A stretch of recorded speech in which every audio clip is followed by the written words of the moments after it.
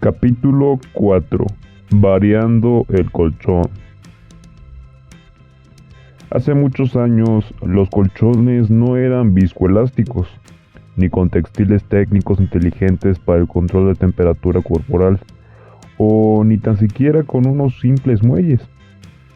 Hace muchos años, un colchón se limitaba a un saco de tela, de las dimensiones adecuadas a la cama, relleno de lana.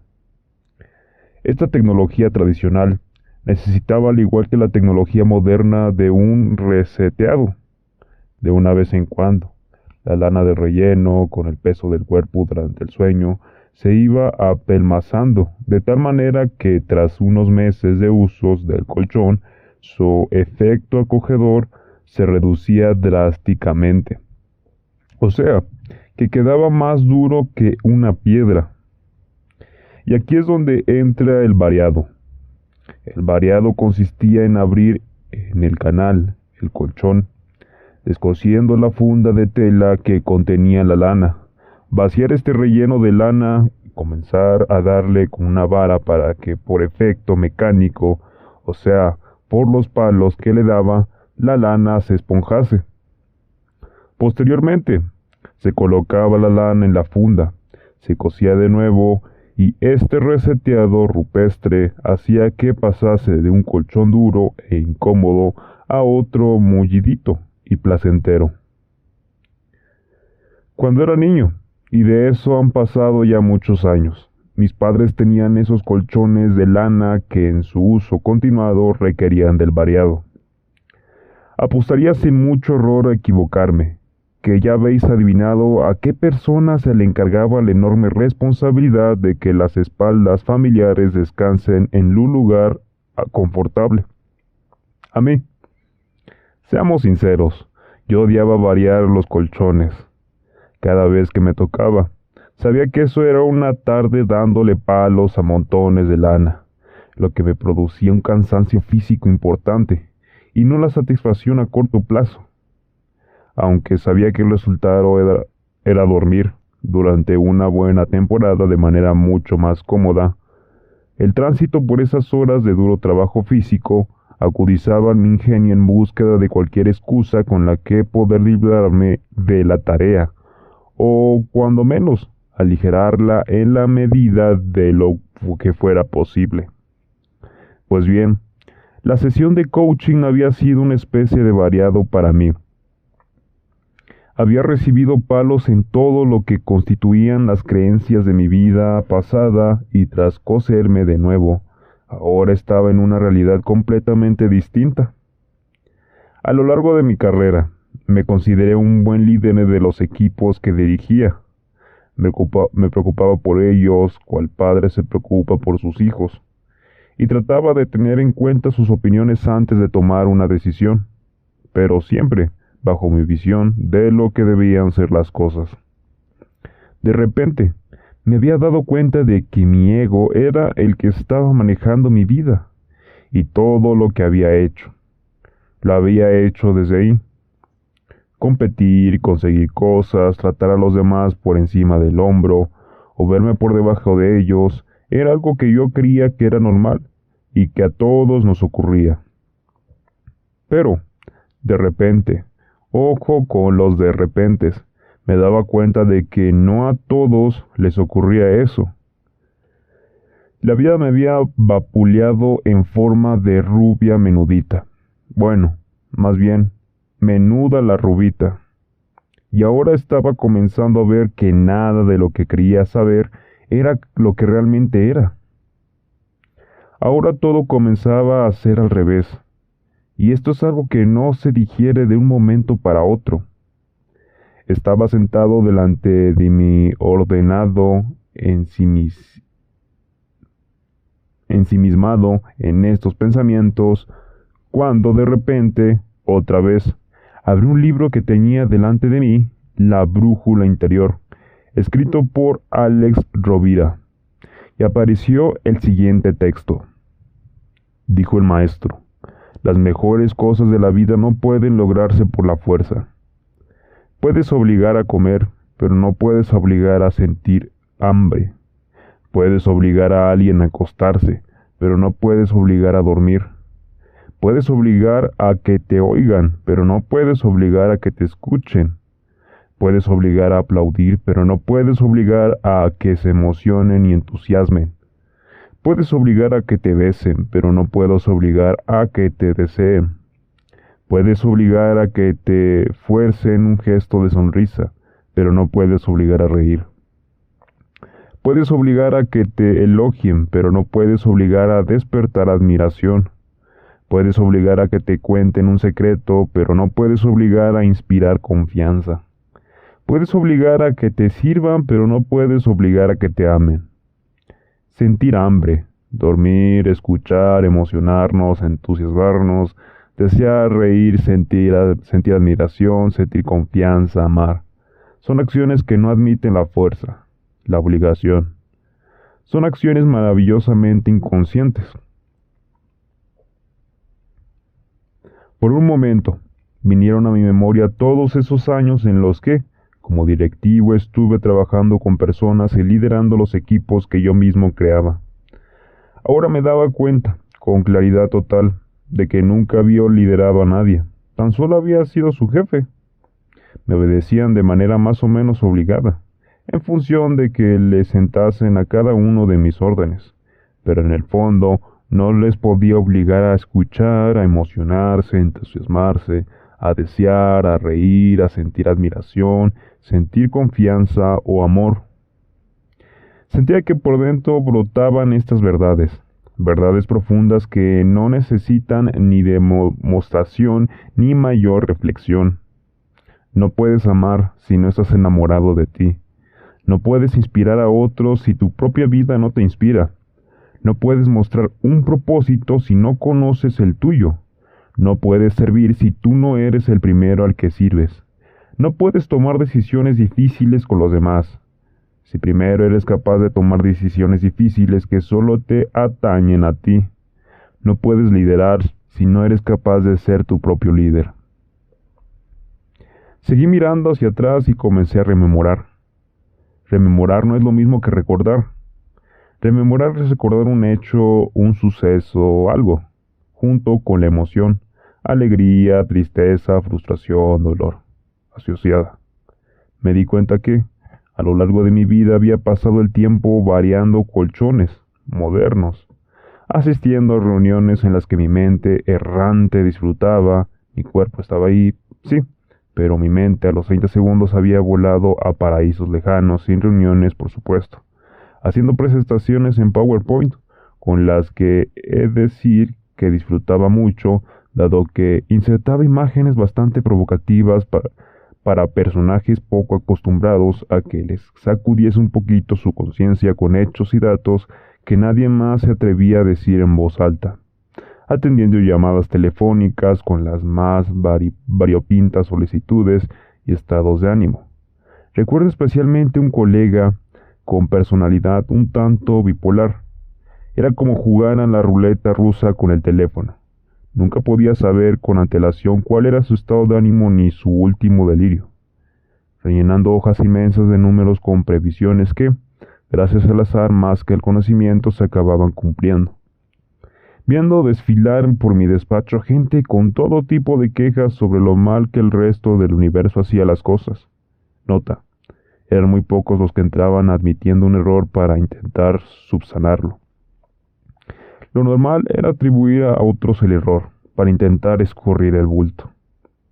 Escribiendo informes que, anexados dentro de un correo con una lista de distribución de longitud inanerrable, tengo mis más que serias sospechas que nadie, y digo nadie, se haya leído jamás. Reportando a mis jefes actividades por las que ellos mostraban el mismo interés que la cotización del peso de los diamantes en la bolsa de Nueva York tiene para un beudínimo del desierto que está a punto de perecer por falta de agua. Nota: ¿dónde he leído esto antes? Y así, podríamos seguir completando esta lista durante un buen rato. ¿Te suena esto de algo? Tengo la total certeza de que esto le pasaba a la inmensa mayoría de las personas que trabajaban en los lugares que yo trabajaba, y no solo a mí. Al ir haciendo esta lista, me di cuenta de que hacía varias décadas o siglos, el trabajo duro implicaba trabajar mucho.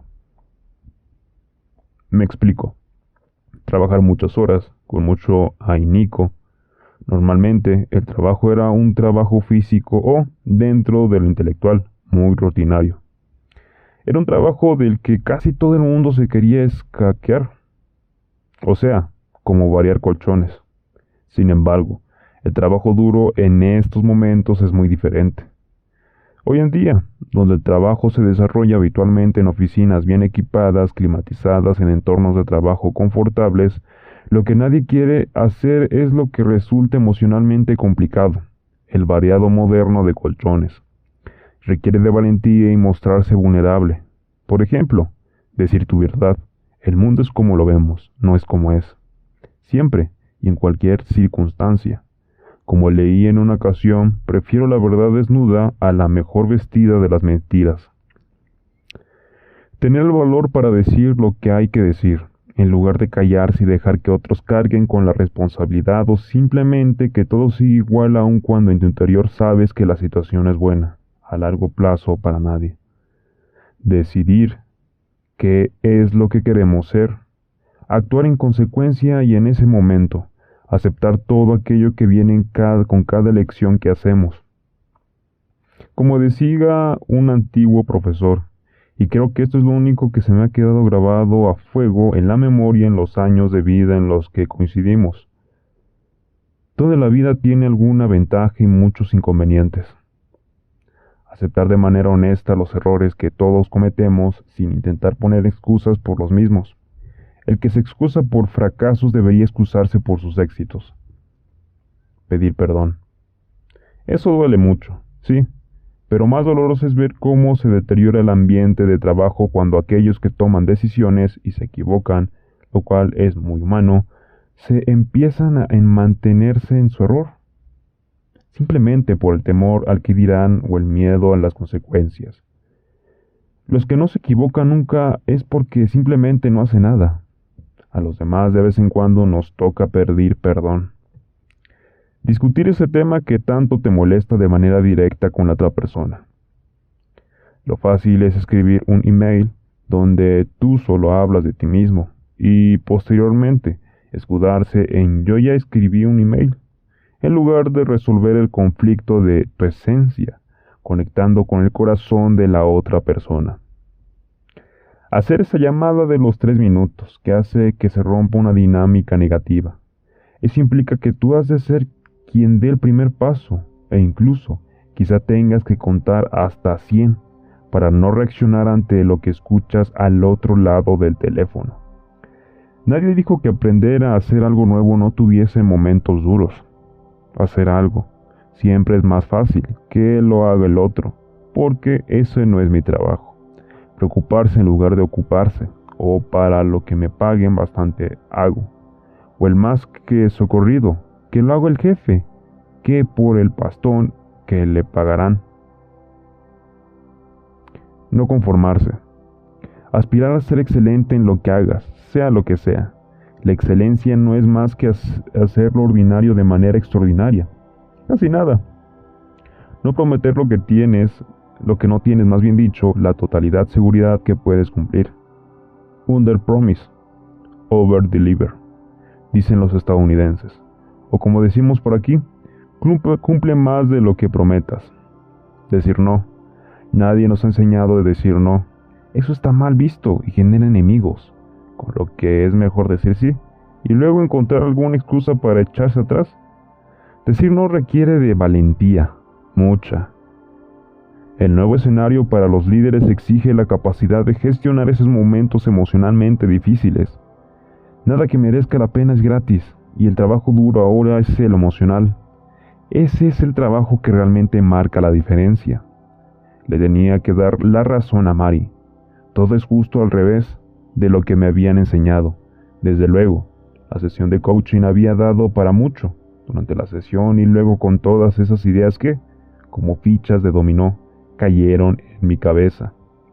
Sin clientes, con unas nuevas coordenadas en las que no tenía muy claro cómo situarme y encima, viendo cómo no me había dado cuenta de verdades tan claras en mi pasado. Empezaba a darme cuenta de que todo es susceptible de empeorar. Bueno, como todo es al revés, quizá no era empeorar, sino mejorar, o simplemente me estaba liando.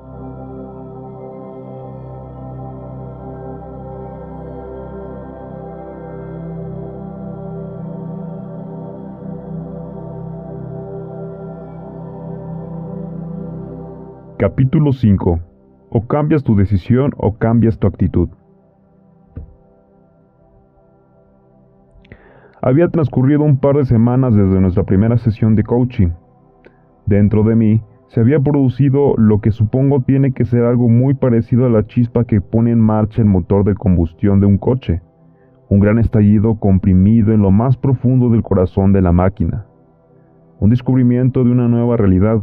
Un cambio radical de paradigma en unos instantes. Pero el motor, que gracias a ese instante de chispa parecía haberse puesto en marcha para impulsar la máquina hasta el máximo de sus posibilidades, parecía que estaba totalmente gripado. En lugar de tener más claridad, cada vez estaba más confundido. Si todo era al revés de lo que habían contado y, en cierto sentido, estaba convencido de ello, eso implicaba que tenía que darle la vuelta a mi vida como a un calcetín, lo cual, llevado a un aspecto práctico, no era una idea muy seductora. Los clientes seguían sin entrar por la puerta de la oficina, lo cual no era el mejor escenario posible para replantearse toda tu vida. ¿O sí? ¿Quién sabe? Pero en cualquier caso, me gustase o no, simplemente así era. Los ingresos no llegaban y los gastos seguían sin detenerse.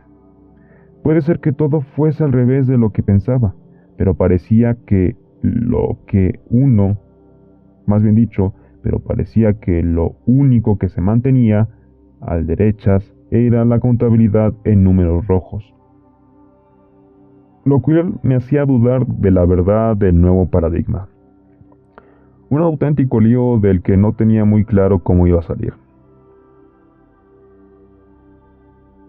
Estaba ensimismado en mis pensamientos, cuando me di cuenta de que tocaba visita a la inquietante Mari, mi coach, para mantener la siguiente sesión de mi recién iniciado proceso de coaching. Por un lado, quería profundizar en aquello que tanto me había revuelto y que hay algo dentro de mí que me decía que era cierto. Tenía ganas de saber más y volver a sentir la paz que me había producido la anterior sesión. Por otro lado, este tipo de coaching cuántico, aunque yo no veía ni los fotones, ni los neutrinos, ni las ecuaciones, ni el gato de Schrödinger por ninguna parte, era como una operación sin anestesia. A la mínima que te descuidabas, aquello dolía de narices. En fin, sarna con gusto. El ritual de bienvenida comenzó como en la sesión anterior. La amable secretaria de Mari me recibió y me acompañó a la misma sala con los dos butacones. Al sentarme en uno de ellos, me pasó por la mente algo así como: «Tío, te acabas de sentar tú solito en la silla eléctrica». Humor, aunque sea negro, que no falte. A los pocos minutos apareció Mari. Por un instante una pregunta pasó por mi cabeza. ¿Esta Mari, de dónde será? ¿Española? ¿Inglesa? ¿Estadounidense? ¿Sudafricana? No era capaz de fijar bien la mezcla de rasgos. «Hola, Pablo», dijo Mari después de darme un cálido abrazo de bienvenida que me producía bastante tensión. No estaba acostumbrado a que nadie me abrazase de esta manera tan cercana. Yo era más de que corre el aire. «¿Cómo te sientes?» «Buf», resoplé. «Tengo que decirte que la sesión pasada fue muy impactante para mí, y a lo largo de estas 2 semanas he estado dándole muchas vueltas a todo lo que hablamos. Sinceramente, ha habido muchos momentos exasperantes porque mi cabeza no acaba de entender la diferencia entre la esencia y el ego. La verdad es que se me ha hecho muy duro». «Qué bien», contestó Mari. Aquí hago un paréntesis en el relato. Cada vez que Mari pronuncia sus «qué bien», me dan ganas de estrangularla. Se supone que un coach te debería decir que todo va bien cuando avanzas, no cuando sientes que todo va peor. Pero como aquí todo va al revés, parece coherente que cuanto peor te vaya, más se alegre tu coach. En fin. Bueno, eso de qué bien será para ti, Mari, porque lo que es para mí, la frustración, Pablo, es garantía de iluminación. Por lo tanto, créeme, cuanto más frustrado estés, más cerca estarás de pegar un auténtico salto cuántico en tu vida. Ya, contesté con escasa, tirando a nula convicción. Esta mujer siempre tiene algo que decir que te deja sin recursos. Durante estos días he estado muy pendiente de lo que hacía y desde dónde lo hacía. Tal y como me pidiese, he estado observándome, algo así como un científico observa su rotencillo de laboratorio. Genial, Pablo. Y cuéntame, ¿qué has visto? Bueno, la verdad es que al principio no veía nada de nada. Me costaba mucho estar alerta, dado que lo que tengo lo hago de manera automática sin pensar. Así es, contestó Mari. Sin embargo, poco a poco he puesto más atención en las cosas que hacía cada día y me he dado cuenta que hay muchas cosas que hago porque realmente me gustan hacerlas. Me apetecen mientras que otras las hago por obligación o porque se supone que las tengo que hacer. Cuéntame más de eso, dijo Mari. Sí, entre las primeras, las que hago, más bien dicho, con auténtico placer y que me salen solas, está leer mis libros. Me encanta leer un buen libro del que sacar enseñanzas prácticas. Hacer deporte. Unos días nadando, otros corro, otros salgo con mi bici en medio del campo, otros voy al gimnasio. Preparar mis conferencias y talleres, pero hay otra serie de cosas que tengo que hacer. Y bueno, las hago. Es mi obligación. Para, dijo Mari. Vamos a ir poco a poco con esto último. Dime de manera concreta una de esas cosas que has hecho y que no te apetecía mucho hacerlas. Pues, por ejemplo, contesté, hacer la limpieza de la casa. Es algo que no me gusta porque me quita tiempo para hacer cosas más importantes, como preparar mi trabajo, mis ideas, pero bueno, ¿qué hay que hacer? No voy a vivir en medio de un vertedero, ¿no? Vale, dijo Mari. Complétame la frase, por favor. Cuando tengo que hacer las tareas de la casa, siento rabia, dije al instante sin pensar. Siento rabia porque hago algo por obligación. Yo no debería estar haciendo eso. Vale, ¿y qué significa obligación para ti? Obligación significa que no puedo decidir por mí mismo, que no soy libre. ¿Y si no eres libre? ¿Qué te sucede? ¿Qué sientes, Pablo? Que siento que no puedo tomar decisiones por mí mismo, o sea, que no valgo para nada. En ese momento me di cuenta de la sensación de opresión que tenía en el pecho. Claro, ese es tu punto ciego. Pablo, lo que está dentro de ti, que no ves, y está condicionando tu vida. El hacer las tareas de la casa te conecta con esa sensación de no valer, cuando en realidad una tarea en la casa tiene el mismo valor que preparar una presentación o dar una conferencia ante el auditorio dentro del auditorio. Dentro de ti, juzgas, una por debajo de las otras, y por eso tienes toda esa resistencia. Pero hacer las tareas domésticas se paga mucho menos que las tareas intelectuales. No me digas que eso no es cierto, le contesté. Sí, así es, puesto que se paga la cualificación y la formación de la persona. Pero eso no tiene nada que ver con una tarea doméstica. Tenga menos valía. Sería lo mismo una conferencia en un auditorio sucio y lleno de papeles que uno que en otro limpio. ¿Sabes limpiar tú con la misma pericia que una persona profesional de la limpieza? No, claro que no, le contesté. Tan digno es un trabajo como otro, pagados de manera diferente, claro, pero con la misma dignidad. No te olvides nunca. ¿Cómo te sientes al escuchar esto? La verdad es que siento que ha desaparecido la presión en el pecho. Me siento aliviado, en paz. Claro, es la lógica que te he transmitido la que causa ese efecto. Recuerda, La lógica es el arma más poderosa que existe. La clave no está en lo que haces, sino desde dónde lo haces. Explícame eso, por favor. Sí, lo que haces es absolutamente irrelevante. Una presentación, limpiar tu casa, dar una conferencia, escribir un libro, ir a comprar, son simples tareas. Unas personas las ejecutan desde el disfrute. Hay personas, aunque no te lo creas, que ir a comprar un palo de fregona les resulta una aventura apasionante, mientras que otras las ejecutan desde la obligación. Tengo clientes que viajan a lugares exóticos y no valoran nada la oportunidad que la vida les brinda de conocer otras personas y culturas.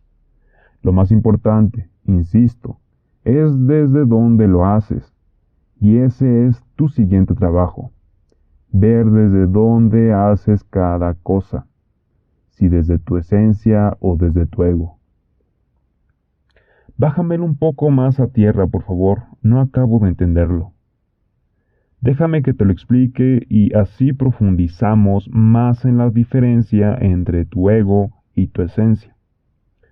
Un estado es una emoción que atrae más de lo mismo. Es muy sencillo de entender. Si te sientes como un cenizo, atraes a tu vida gente que son igual de cenizos que tú y que refuerzan esa emoción tuya de que el mundo está fatal. Si estás enfermo y te sientes enfermo, atraerás más personas enfermas a tu vida. Si estás alegre, por el contrario, todo lo que entra en tu vida te trae más de esa alegría. En definitiva, lo que entra en tu vida está relacionado con el estado en el que vibras. Piensa por un momento en ti mismo. Si te consideras que tienes una vida en paz y, de repente, entra uno de estos cenizos, ¿qué haces? ¿Tratas de cambiar su percepción o simplemente te alejas, puesto que estar escuchando quejas constantemente no es lo que más te atrae? El cenizo habrá perdido una excelente ocasión de tener esa percepción diferente de la vida. Es más, probablemente juzgue a esa persona que está en paz como un positivo o que vive en los mundos de Yuppie. Nuestro cenizo también pensará que tu felicidad es debida a la suerte, repitiéndose a sí mismo frases del tipo, si yo tuviese su trabajo, o con ese pedazo de mujer que lleva al lado, o, claro, como a este se lo han dado todo. Lo que el cenizo no ve es que todo eso que la otra persona tiene lo ha traído a su vida por su forma de ser en paz y felicidad, y no al contrario. Grábate a fuego en tu cabeza. Lo que crees, lo creas y no al contrario.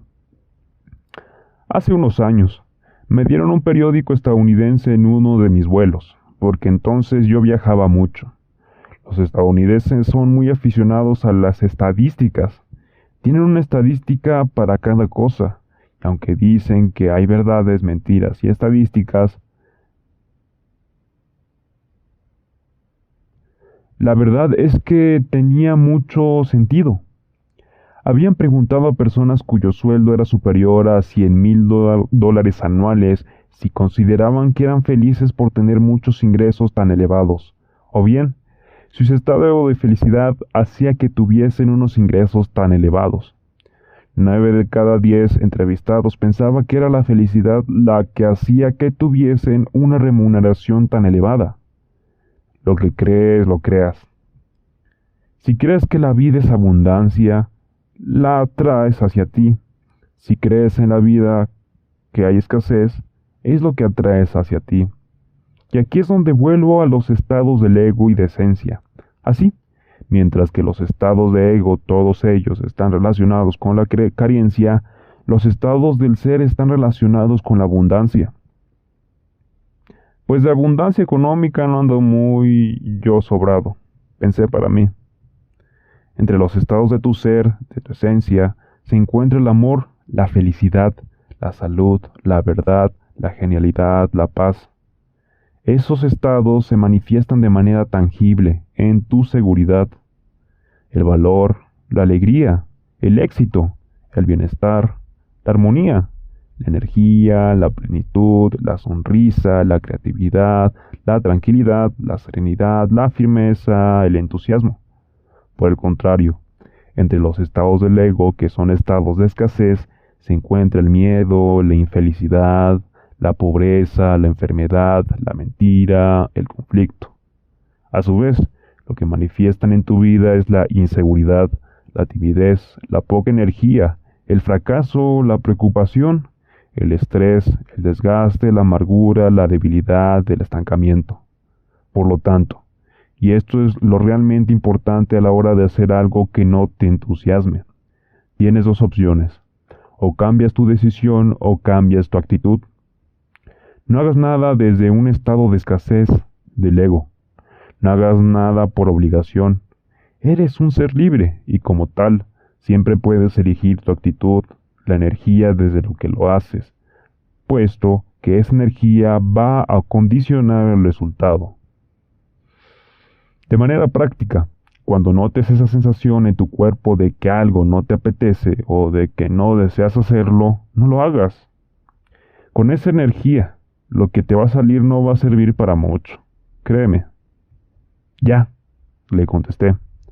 Pero en el mundo real, si en tu trabajo tu jefe te pide de manera urgente que hagas algo, aunque no te guste, lo más probable es que no te puedas negar.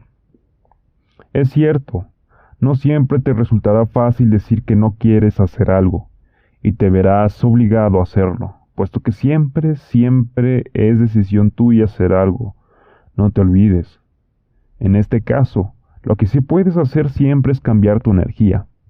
Escoge hacerlo desde un estado de tu esencia, serenidad, creatividad, firmeza, en lugar de hacerlo desde un estado de tu ego, frustración, estrés, enfado.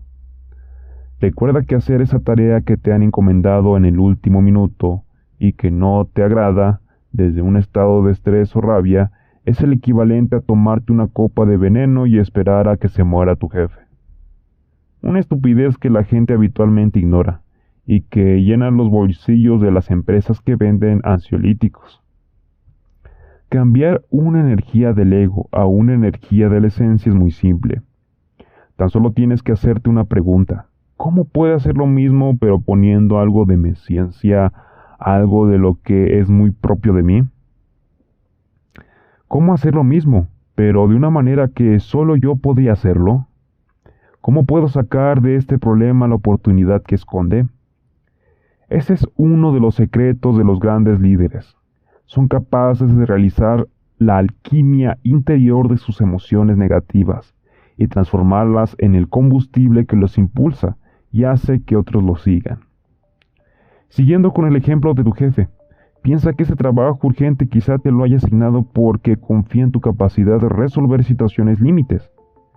Si de repente te toca hacer la compra y no te gusta, cambia tu energía, sintiendo que vas a ir a comprar lo que a ti realmente te apetece, pudiendo elegir lo que deseas comer y no lo que a otra persona le gustaría. Y créeme, si te cambias, todo cambia a tu alrededor. Ese es tu trabajo para los próximos días. Detecta desde dónde, estado de la esencia o del ego, estás haciendo cada cosa que haces. Y practica, mucho, en las pequeñas cosas del día. El cambio de energía. Tus sensaciones te dirán dónde estás en cada momento. En lo no importante está lo realmente importante.